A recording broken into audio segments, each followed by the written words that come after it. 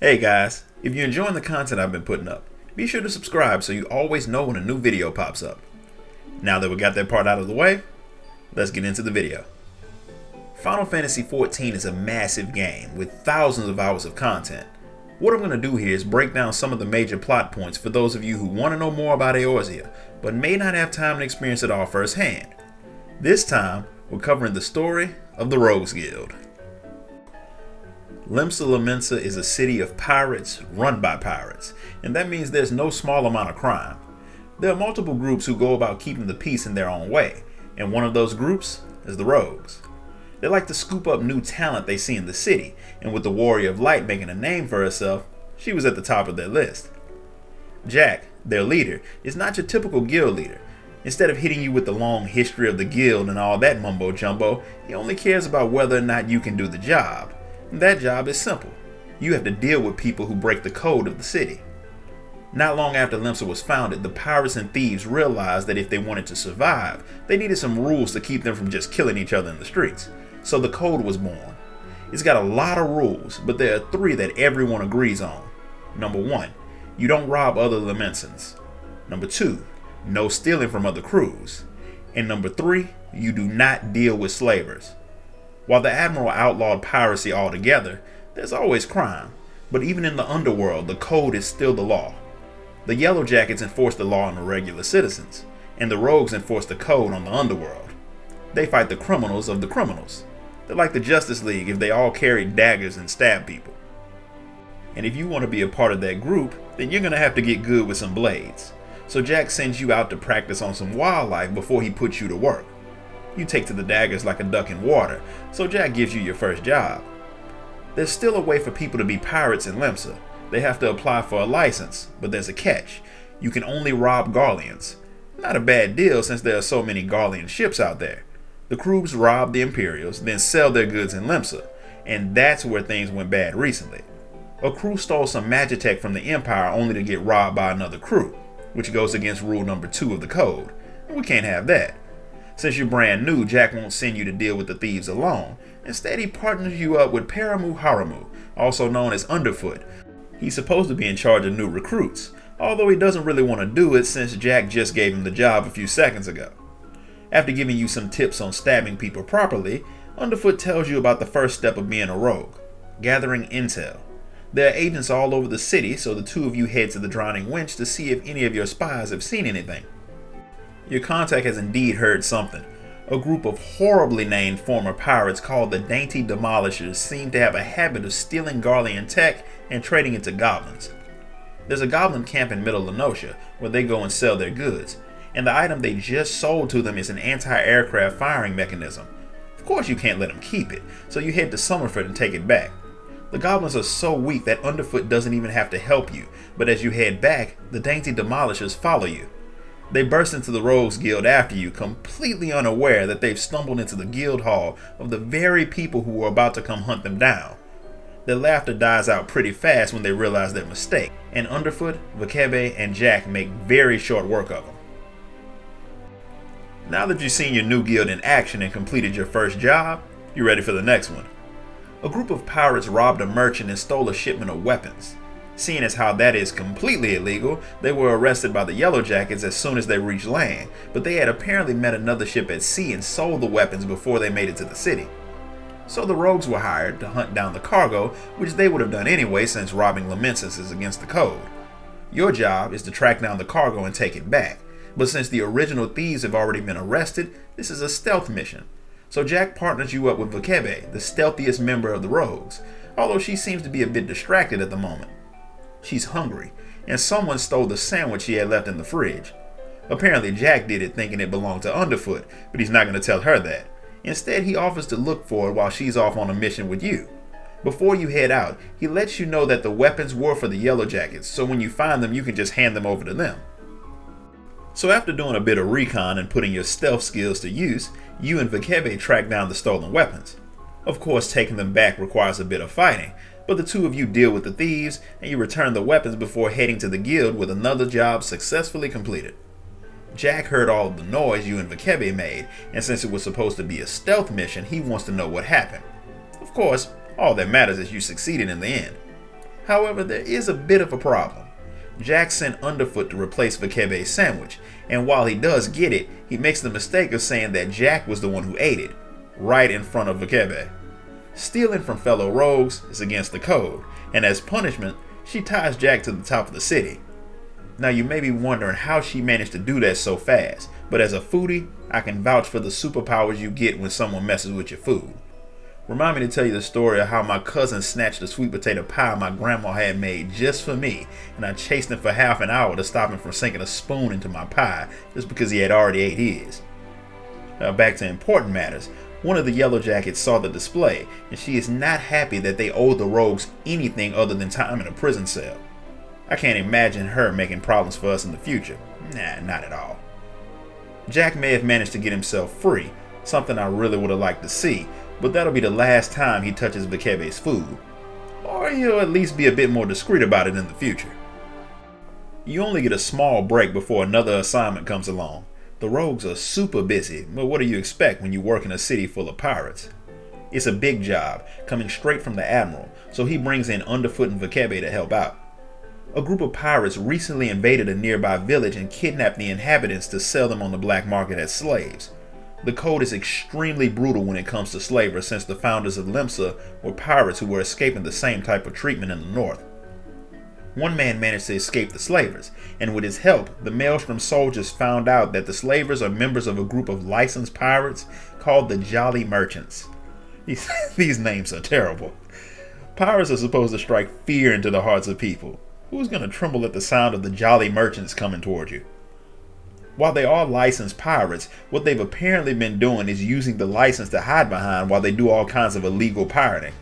The Admiral's not happy about this at all, and she's been known to shoot people, but it's difficult to redirect resources to hunting down the pirates and their victims, which is why she decided to send someone to hire the rogues. She wants you to deal with the Jolly Merchants and free the slaves while being as discreet as possible so you don't cause people to panic. With the job being so serious, Jack decides to go after the merchants himself, so this time you get to tag along with the guild leader.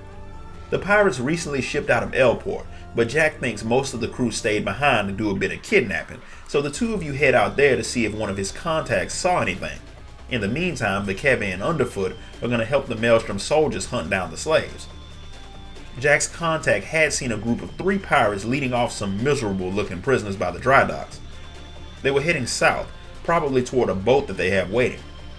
The best place in the area to hide a boat is the Salt Strand, so you and Jack go to check it out. Sure enough, you see some pirates threatening some captives of theirs, but instead of stopping them right there, you and Jack head back to Elport to deal with them and the friends they're meeting up with. In the city, you wait until nightfall and track down the slaves while avoiding the Yellow Jackets who are looking for some liquor thieves. Since they're more likely to stab you than to find out why you're there, you're forced to put your stealth skills to good use, and your daggers. With the slaves free, Jack talks to the Maelstrom officer who hired you to make sure that they're taken care of, and to make sure that the Jolly Merchants who didn't meet your blades have a run-in with the Admiral's hangman. With all that done, you get ready to head back home when one of the freed captives comes up to thank you and let you know that one of the pirates has spoke of another raiding party that hadn't made it back yet. Apparently they were out snatching more people, something that you and Jack definitely won't let continue. The two of you head to western Lenosha to a place called the Flock, probably because so many dodo birds make their nests there. It's the only place in the area where the pirates can do their work without running into the Sahagin or the Yellow Jacket patrols. You find them there, free their captives, and put them down all before Vakebe and Underfoot can get there to help. With the job done, you would think that everyone would be happy, but some Yellow Jackets arrive, led by Captain Malala who, despite your good work, sees you as no different from the criminals. She really hates you all, and she plans on making the end of the Rogues Guild her personal project. A Maelstrom ship was robbed a few hours ago, and among the cargo were 3 very valuable items. Malala suggests that you all have a contest to see if the rogues are better than the Yellow Jackets. If her group recovers more of the stolen property than you, then she will put in a formal request to have your guild disbanded. Jack would refuse. However, since the theft goes against the code, it is a job that the rogues would handle anyway. He doesn't really have a choice but to play along, so it's back to the guild hall you go to decide just how to go about shutting up the obnoxious Lalafell soldier. Back at the base, Jack gives you a rundown of what you need to do. You have 2 goals: get the stolen treasures and deal with the thieves. and you have to be fast. The objects are the cerulean star, which is a big diamond, the silver sorrows, which are a pair of earrings, and the black sarcophagus, which Underfoot hasn't been able to find any information about. Pirates usually sell their loot to the black market, but for big stuff they usually set up an auction. Since those particular items were so expensive, they were auctioned off. Then once they were in transit, that was when the thieves struck. Some of the sailors who survived the attack claimed it was the grinning curs who did it. The names just keep getting worse. Also, no one's seen any sign of them since the raid. In the middle of Jack's explanation, Vakebe comes running in to let you know that some of the stolen goods were found at a checkpoint during a routine inspection. There's been no sign of the specific items you're searching for, but the Yellow Jackets are still sifting through everything. Not wasting any time, Jack sends you and Underfoot to check it out. When you arrive, you see that Vakebe was right. Apparently, a peddler got caught hauling some of the stuff that the guards knew came from their robbed ship.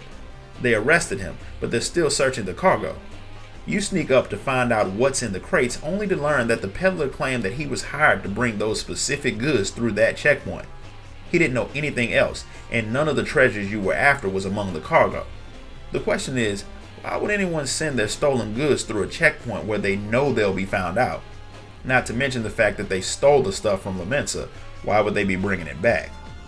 Underfoot knows a guy who makes a living handling these types of underground deals, and he decides to go question them before you head back to the guild. To make sure you're not with the law, Underfoot's black market merchant has his guards attack you. After seeing how you use your daggers, he knows that you're a part of the Rogues Guild, and he's more than willing to talk. The man knows exactly what you're talking about, but no one shares information for free, so after Underfoot hands him some coins, he fills you in. The peddler hadn't had a clue what he was involved in. He'd been hired by an associate of the Grinning Curs, and he didn't even know that what he was carrying was stolen. While the Yellow Jackets waste their time searching the cargo, the Curs are hiding out in the mist. The group hired a navigator who is skilled at guiding ships through the Doxy's Pool, a very dangerous place where the mists hide all manner of dangers known to sink ships, which is why it's a good spot to hide, if you can make it inside. And with the Yellow Jackets thinking that they're moving their goods on land, they can sneak out of the mist and into the open water, unless the rogues get to them first. However, there's more out in the mist than the Curs, so Underfoot decides to track down another lead while you go let Jack know what you found. He decides that regardless of what other dangers you might run into, this is the best time to deal with the Curs and get the treasure. Since Underfoot is off on his own, you, Vakebe, and Jack will handle the job yourselves. The Curs are not too happy about you sneaking on their ship, and they do a lot to make you pay for trespassing, but they can't keep up with the three of you. After searching their ship and tying up the crew members who survived, Vakebe finds the cerulean star, but the other two items are nowhere to be seen. After a bit of interrogating, the Grinning Curs captain admits that the age of pirates is coming to an end. Merlwyb is putting an end to it all, and his crew is too small to deal with her on its own. But since they've teamed up with the bloody executioners, they may be able to bring her down. The star was their cut from the last job they did together. The other two treasures are in the hands of the only pirate crew with a name that actually sounds dangerous. However, that's an issue for later. First, you have to deal with the Curs. Back at the Morabi docks, Malala shows up just in time for you to brag about how you've gotten one of the treasures back already. She shows you just how much she hates pirates by getting ready to execute them right on the docks. However, Jack intervenes, telling her that they have to be put on trial first. The fact that the rogues are more interested in lawful punishments than the Lalafell is a good way to show just how bloodthirsty Malala is. Yet she calls you pirates.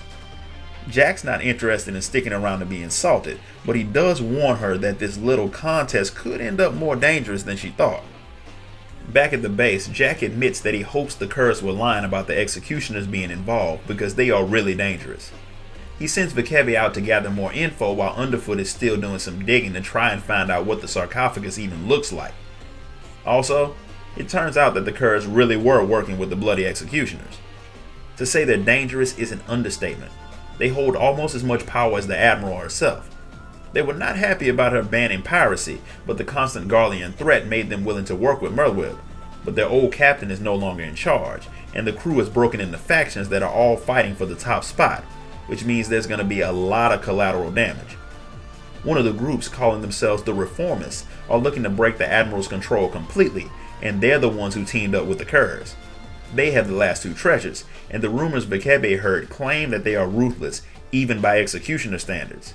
It's so bad that she thinks the rogues shouldn't even get involved. If the executioners turned their sights on the Rogues Guild, there'd be no way to stop them from wiping you all out. However, to Jack, whether the crew is big or small, doesn't matter. They broke the code, and it's the rogues' job to bring them down. Plus, since there's so much fighting amongst the executioners, taking down the reformists won't bring the whole crew down on you anyway. Regardless, he's done arguing about it. He sends you to find your black market contact and find out what he's learned about the reformists. He gives you a bag of money and sends you to the man's newest location since he constantly moves around to keep from being caught. After testing you by trying to have his henchmen kill you, again, you hand over the coins and he lets you know that the reformists are trying to sell the earrings known as the Silver Sorrows. The deal is going down in Costa del Sol with a merchant from Ul'dah. You're not the only one who bought this information. Apparently Malala has decided to use your own tactics against you and sent one of her soldiers to buy the info so she could get ahead of you. When you make it back to the guild with the news, Vekebe is still arguing with Jack about going to war with the executioners. He's not listening, and he's not surprised to hear that the reformists are pawning off their merch to foreigners. It'd be pretty dumb to try to use laments and funds to overthrow the admiral. He is a bit surprised to hear that one of Malala's men was there. That just means that the pirates you had captured for her had talked a lot during their interrogation. It's fine. It just means that you have to move fast to Costa del Sol if you want to get the earrings before Malala. Vekebe offers to do it herself while you guys wait for Underfoot to get back, but this isn't a job that can be done alone, so you and Jack follow her. She's not a fan of being followed, although she admits that she could use the help. She had wanted to sneak in and snatch the earrings without fighting the reformists at all so she wouldn't bring their wrath down on the rogues. She knows it's not the way of the code, but the rogues are a family, and she's worried about what will happen if the reformers retaliate. However, sneaking in isn't really an option. The entire resort has been handed over to the Ul'dah merchant for this deal, and he has a lot of guards. Fortunately, Jack finally gets there to offer aid. Have no clue why it took him so long to get there when you both left at the same time, but he's there now. He knows what Vekebe was trying to do and he understands, but they have a job to do, and he can't have one of his most trusted rogues going soft. The only reason he believes the guild can handle the executioners is because of you, Underfoot, and Vekebe, and he can't have any of you losing your nerve. When you're on your game, it's the pirates who should be scared, not the other way around. His pep talk gets Vekebe back on track, and the three of you cut a swath through the guards on your way to the earrings. The reformist accountant who was trying to sell the earrings tries to scare you by mentioning his boss first, then he tries to scare you by saying you could ruin Ul'dah and Limsa's relationship by hurting a foreign dignitary. Jack may have been born at night, but it wasn't last night, so all of their attempts to manipulate him fail miserably. Unfortunately, before you can get the merchant to hand over the earrings, Malala shows up and convinces them to give them to her since she came with an official order authorized by the Admiral herself. That puts the score tied at 1 item each, meaning the winner of this little contest will be the one who recovers the sarcophagus. Vekebe decides to go give Underfoot a hand with finding the thing since the faster the rogues can get their hands on it, the faster they can be done with the annoying Lalafell. Back at the guild hall, Underfoot is finally back, and he has some info on the last item. The sarcophagus is a prototype Magitech bomb stolen from a Garlean ship. It's not that big, but it has enough power to bring down a behemoth. The Garleans were planning on making the bombs at their factory in Lenosha, then shipping them out through Castrum Marinum before some pirates stole them. While he was able to find out what the sarcophagus was, Underfoot has no idea where it is. All he knows is that the reformers do have it, unless they sold it, which Jack highly doubts. The discussion is interrupted when Lonnie brings an urgent letter to Jack. It comes from his black market contact, and he wants Jack to come to Thalos because he has some important news for him. The odd thing is the old man has never sent letters to his customers. That means this could be something really big or a trap. So instead of going alone, Jack wants you to tag along while Underfoot and Vekebe work on finding the bomb.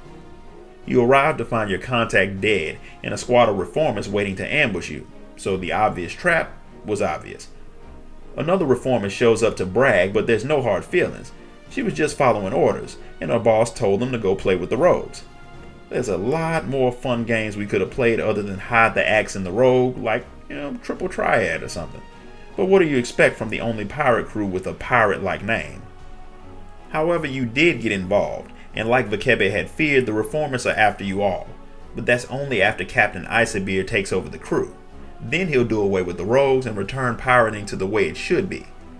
The last executioner decides not to fight you since she knows she can't take both you and Jack, but she did stall you for long enough for Icebeard to get his crew in place to plant their bomb in the heart of Limsa Lominsa and kill the Admiral. Jack takes the pirate back to the guild to question, and he wants you to hurry back after you let Malala know what's going on. Whether the two of them disagree on how to protect Limsa or not, it's obvious that an attempt on the Admiral's life is worth setting aside their differences. Malala still doesn't trust you. She thinks you're there to steal the earrings, something she has put in the safest place imaginable, her ears. But when you tell her about the reformist plan, she immediately puts more soldiers on duty. But that still won't make her give up on your contest, something she wants you to make sure you tell Jack, along with giving him her gratitude for the warning. All that's left to do is prepare for the attack.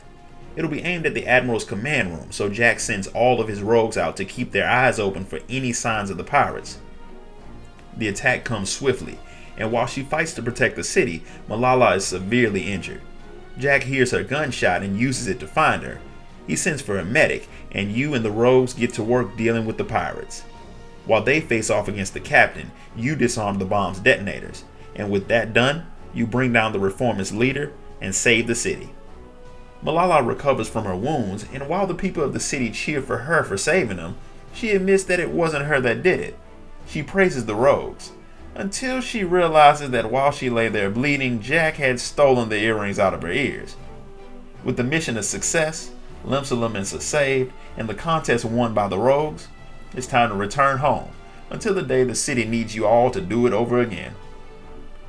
This concludes the story of the rogues. If you enjoyed this video, give it a thumbs up, and make sure you subscribe so you don't miss out on the next video.